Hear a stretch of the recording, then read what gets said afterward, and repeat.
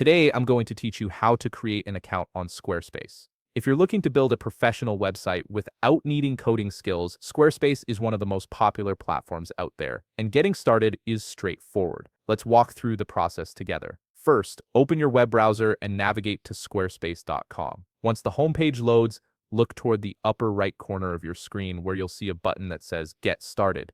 Go ahead and click on it.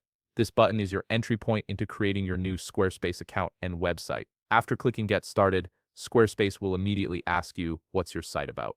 This is a helpful question because it allows the platform to tailor suggestions and templates specifically for your needs. In the search field that appears, type in your site topic. For example, if you're building a photography portfolio, type photography.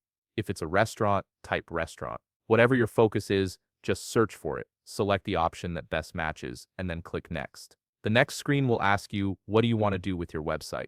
Squarespace provides several options here, such as selling products, showcasing your work, or promoting a service. Take a moment to review the given options and select the one that aligns with your goals. Once you've made your choice, click Next to continue. Now comes an important decision. Squarespace will ask whether you want to build with the AI website builder or with a professional website template. The AI builder can generate a site automatically based on your answers, while templates give you more hands-on control over design. For this tutorial, we're going to try the template option. Click on it to proceed. You'll now be taken to a gallery of professional website templates. Browse through the available designs and choose one that resonates with your vision. Each template is customizable, so don't worry too much about getting it perfect right away. Once you've selected a template, click on it to move forward. At this point, you can start working on your design. However, before you can save or publish anything, Squarespace will prompt you to sign up. You'll see options to sign up using your Google account, Apple ID, Facebook account, or simply your email address.